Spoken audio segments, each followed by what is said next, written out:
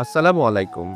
আপনি চাইলে এখন ঘরে বসে বানিয়ে ফেলতে পারবেন এরকম মজাদার সুস্বাদু লোভনীয় কোরিয়ান পটেটো বল। তাহলে চলুন ভিডিওটি শুরু করি। আমি প্রথমে কিছু আলু ছোট ছোট পিচ করে কেটে সিদ্ধ করে নিয়েছি। এবার এগুলোকে খুব ভালোভাবে ম্যাশ করে নিতে হবে। অবশ্যই এমনভাবে ম্যাশ করতে হবে যেন কোনো ছোট আলুর দানা থেকে না যায়। যদি আলুর কোনো দানা থেকে যায় সেক্ষেত্রে বল তৈরি সম্ভব হবে না। এবার আমি সুন্দর করে এটিকে ম্যাশ করে নিয়েছি। এবার এর মধ্যে আমি দিয়ে দিচ্ছি এতটুকু পরিমাণ কর্নফ্লাওয়ার। কর্নফ্লাওয়ার দেওয়া হয়ে গেছে। এবার আলুর সাথে কর্নফ্লাওয়ার খুব সুন্দরভাবে মেখে নিতে হবে। যেন পুরোপুরিভাবে কর্নফ্লাওয়ারটি আলুর সাথে মিশে যায়। আমি কাঁটা চামচ দিয়ে ট্রাই করছি, কিন্তু মিশছে না দেখে আমি হাত দিয়েই ট্রাই করছি, কারণ হাত দিয়ে এটাকে আরো সুন্দরভাবে ম্যাশ করা যাচ্ছে।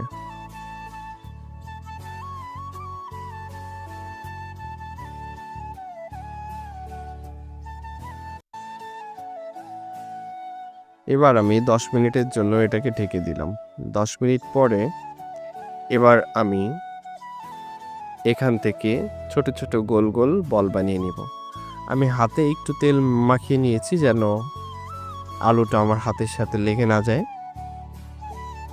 এবার আমি সুন্দর করে গোল গোল বল বানিয়ে নিচ্ছি। বলের সাইজ আপনার পছন্দ অনুযায়ী বানাতে পারেন, এর থেকে ছোট বানাতে পারেন অথবা এর থেকে বড় বানাতে পারেন, সেটা সম্পূর্ণটাই আপনার ব্যাপার। এবার চলে যাচ্ছি মেইন মশলা তৈরির প্রসেসে। আমি একটি বাটিতে নিয়ে নিচ্ছি সামান্য পরিমাণ শুকনো মরিচের গুঁড়া, নিয়ে নিচ্ছি রসুন কুচি, নিয়ে নিচ্ছি শুকনো মরিচের গুঁড়া। প্রথমে আমরা নিয়ে নিয়েছিলাম হচ্ছে ভাজা মরিচের গুঁড়া, ভাজা শুকনো মরিচ, এরপর শুকনো মরিচ, লবণ এবং দিয়ে দিচ্ছি সয়া সস। এবার দিতে হবে এর মধ্যে গরম তেল। আমি গরম তেল ঢেলে দিয়েছি। এবার এটাকে সুন্দর করে মিক্সড করতে হবে।